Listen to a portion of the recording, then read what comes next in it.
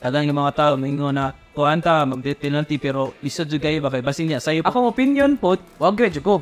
Death penalty juga. Dali, Kay, kung atay balik mo ang death penalty po, mahadlok po ang mga kriminal na mabubuhat.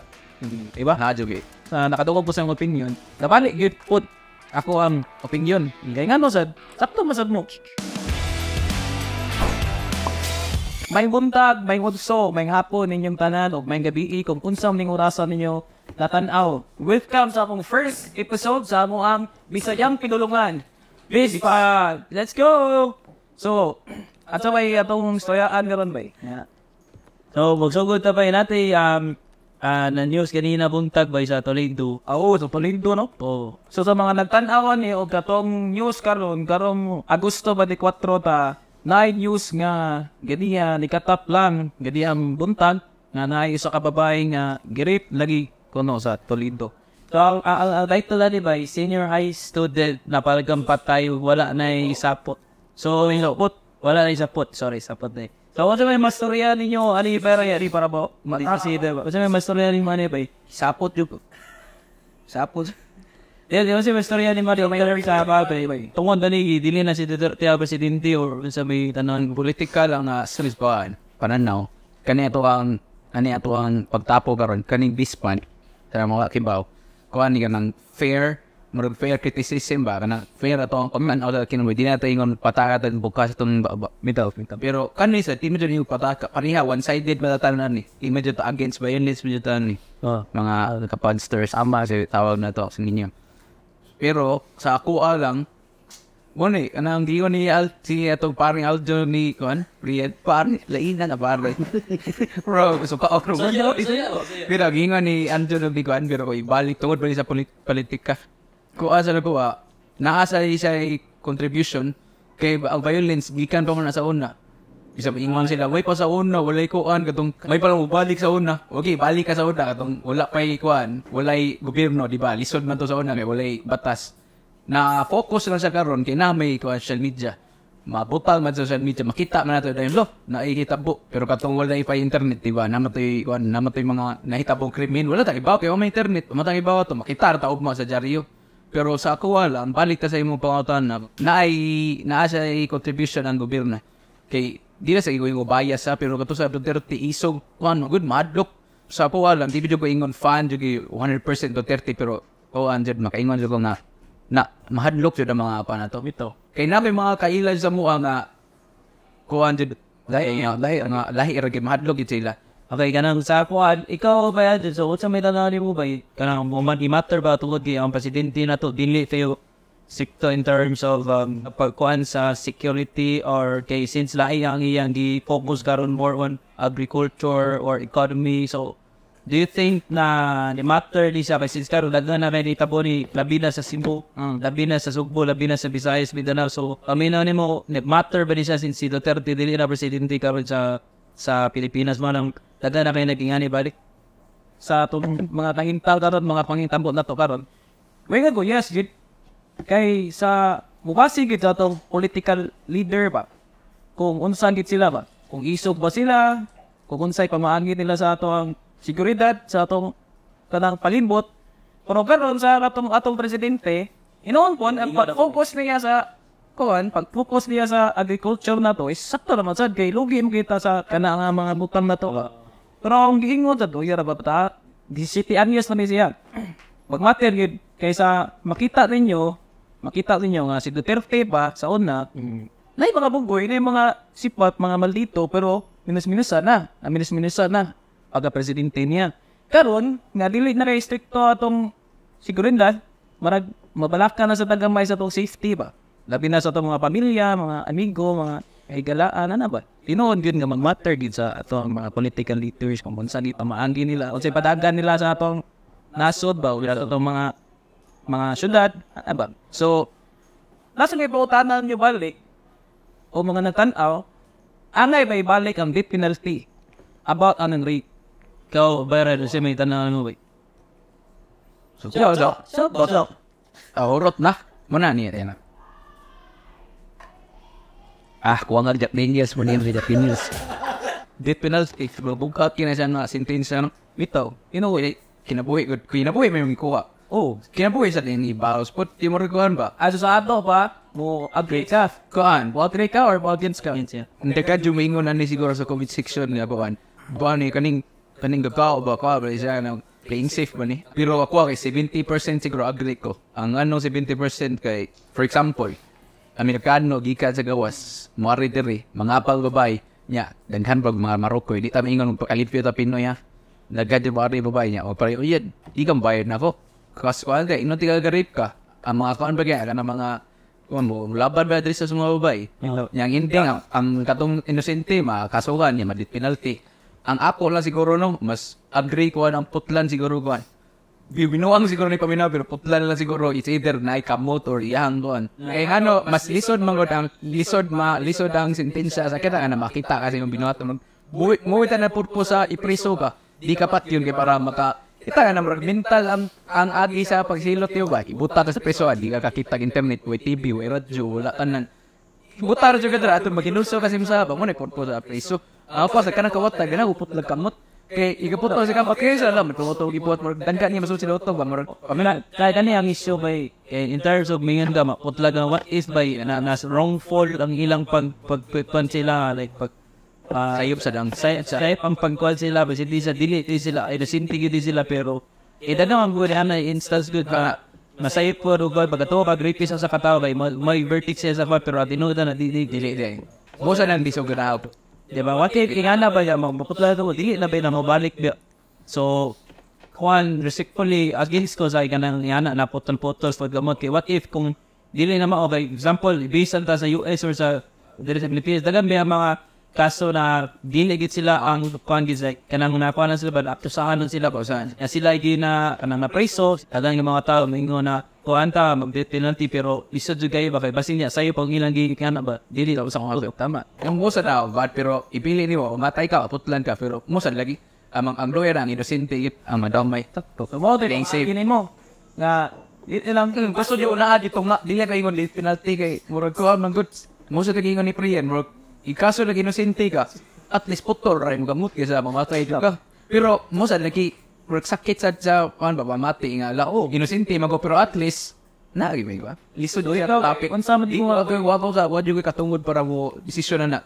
Kuan siya kanang dapat jud kanang istorya jud jud kay di lang kay ingon nga magpadata sa to emosyon mingon ni tala kuan nga inosente dito de paano na sa ato pa naka sa tungat naragi ana gyud na di ka og sa mo magdepende man gud sa sitwasyon. Akong opinion po wag gyud ko death penalty jud ka dali kay kung ato ibalik mo gud ang death penalty po mahadlok po ang mga kriminal nga mabuhat iba ha jud sa nakadungog ko sa akong opinion nabalik gyud po ako ang opinion kay ngano sad sakto masad mo kuan masad gud dili lang ingon death penalty para lang sa sentensya para sa mahadlok nakagay so pag ingon sa dibawan nakaingon sa gulo para mahadlok kanina kuan bay malaaydag kuan bay kailangan mo ni pura Luca Vega no katong nag about Jesus Christ ba so mga tao niyo ko say manamin resist o anong ama namin na hindi sa diba sa may tandaan niyo in terms sa kuan nasakto ba na i-personal ng grata siya sa 11 I think 11 na municipalities so ay talaga si ba Quezon City Bukidnon General Santos and so on kana ingon siya ba na you judge me yet you don't even know me ana siya na ayang gibuhat ko no is modern na way niya pagkuhan sa Ginoo so ano i-judge man ninyo siya in terms sa iyang pagbuhat niya anong magbuhat man mo mo pagilala niya so ikaw ba unsa may masulti niyo ba in terms sa kanang pari agree ba ka na or unsa man mati mo siya na kay kung mayngon kag Pilipinas Catholic country mo ta dito. Okay. Kung mayngon kag danghan kita, okay, respeto sa respetuayon kita sa tanan atong mga relihiyon. Natay Muslim, natay kanang Iglesia ni Cristo, Katoliko, sa Christians, daghan man kanang religions diri sa Pilipinas pero mostly ginatong tanan gid diri is Katoliko gid, di ba? Like siya sa iyang giguba mangudan, gay mahi, ingon nato nga dili abot sa Katoliko pero abot mangud sa ginasamba sa tanan majority sa Pilipinas ba so kung maingon ka na sa opinion ako ba bati siya kay Catholic country so sa pure ka na director gid na kuan ginang personal ng graph sa siya sa what Oo, naki rason gid, naki po sakto rason ang. Ikaw ba rin sa may opinion mo na wait? Sa ko lang kay isa iyahang pag uwi siya mabuhan mutabi kung sa psycho lang nakasugat og ganang tao. Nagana kining madasa sa emosyon ba? Mugara gisa lang na mga tao or dagkay nakita na samot na sa ang previous work sa una. Inaana ang batasan. No, wala After niya buhatan na dira siya makaingon ala safe na gito pero inon kung kana ilay happy. Sa tinalay lang mo-offend kay Kristiyano sa diba pero kung motuod mo Ginoo muhukom mo na after. Muhukom after well iyahan na after. Ay mo lang dila ta papikto kung ikaw Kristiyano okay na person ng grab type to siya pero ako lang okay. Kuha na nang work on your own lang ba? Siya kay nam sa iya, okay, iya na. Basta importante lang di ka patandog sa imong gituan. Ito kasi okay kung naay magbugal-bugal aw ilahasan na. Ang imo lang ay tanduga ang imong shit si Bisaya sa peace. So, kami na nimo ba dili na siya bullying in terms sa iyahan ng gimura-gimulay sa mga tao. Kay siya rabi usad daghan gini tabang niya lain mga ang ako lang kay abot bullying kay inyohan na ako lang kay ang ako ang good ang tao mausap. What ba mausap rin siya. Ang ako na okay nakasa karon pero ang hupong nimo iglas. Sa ato ang spandris kilibutan ang Ginoo mangyapon. So nako lang kay natagay sa ko. Sige bay mo, balay ita bay ka kakuan mo ato one by kuan bay na kumpanya bay diri sa Pilipinas bay gibully siya bay ki nag-post something job posting ba.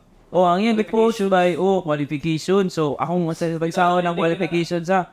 So wala na problema 18 to 30 years old. Wala na problema bay. Kaya kasabot ra ka basin day isod kaya about at least high school graduate. So knowledgeable in basic mathematical computations yan na bay sabotable ra gid na. Kay basin day mga sukli siya may ana ba. Preferably female gana. Have a good visual impact and pleasing personality. Weight must be proportionate.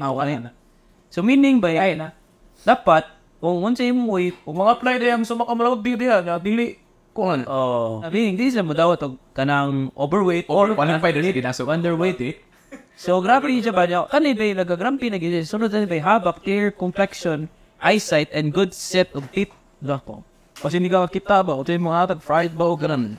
Kani bay og ang uban which is Filipino and English and definitely love dealing with all types of people. So kani gid sa angit bay kaning ningon sa good set of teeth. kana di agree. So murag ang gingon nila bay murag na pina Miss Universe kuno ang buwan kuno ang gipangita sa kanina kumpanya. Pero ingon ninyo no insert la ko.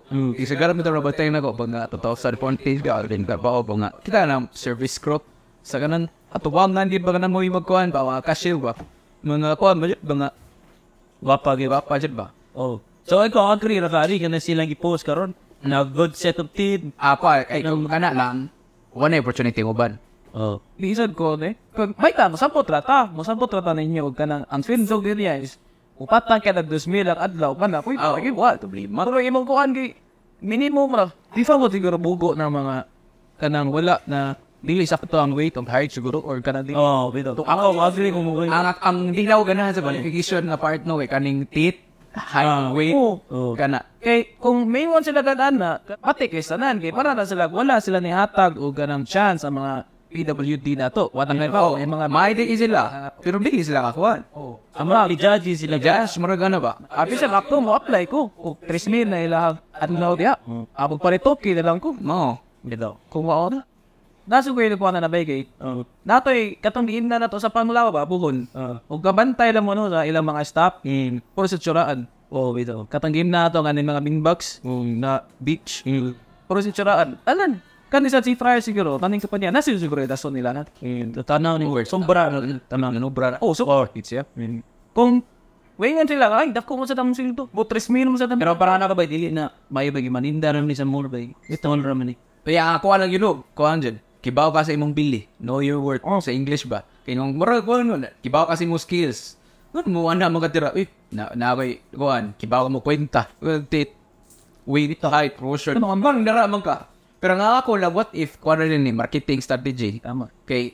Bito. Naanin yung kuhan na, mga tao. Sa kanan araw na kuhan, publicity yun. Kuhan ba, bisag positive ba na or negative publicity kaya po na. Ang hindi, di ba sila malugi? Alam, bitaw. O sa mga nitan-aw pod, kung unsa po ninyo ang kanang mga komento po dato about lagi sa katong dilat na istorya pangana about atong kumpanya Fries nga sa katong grabe kay qualifications pwede na po ninyo kanang pasundayan po tayo yung mga komento ba, opinion nyo sa atong comment box sa ubos. Para makaibaw sa ba, kasi nasin may sayop nga na Pero dapat mo subscribe sila doon. Kaya para ay ana, kaya para makita sila sa sunod ng ano din. okay, natin sa reaction ang dami ninyo. Ipislit lang ng sunod and follow day.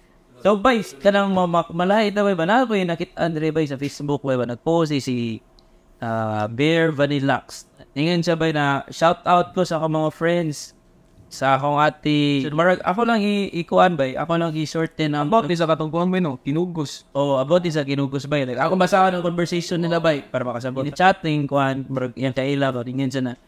Hello, hi Jai, kumusta na? Kumusta ba? Kumusta? Sige, chat like every hour sige chat, reply din siya.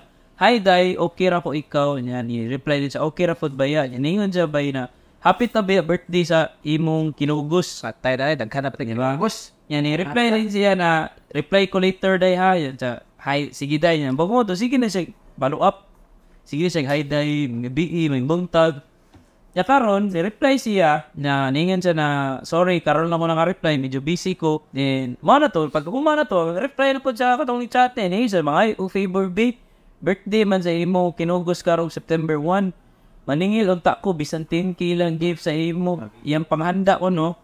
Kay wala jo namo siya kasuway nagparty. Palitan unta namo ni Chimbapoy. Sa gusto na mangugos mo. Dagan bitaw ka kwarta puti. Dagan bitaw ka kwarta diha kay dugay naman ka sa abroad. Dako man as do diha sa Kuwait. Mangit itabro. Di ba? Yan i-reply din siya ba na sa grabe sa ug maningil day oy mura man sa utangan ko nimo. Then, i-reply din siya, dugay naman good ka, wa kahatag sa imo ginugos. Ako lang ikuan, shorten ang ilang conversation is mura na sila galalis kay, siyempre, pinanan na siya na antin, kita ko kayo. Kaning siya, ang kaposan ni mo, gisigidyan na to. So, ganang kumakambaw si opinion, nun siya may mastoryan ninyo ni angay ba nina, kanang kay kaysa kinugos ni mo, imo dyan yung pangayon, dagko rin ang mochis, naka-abroad man sa gawas.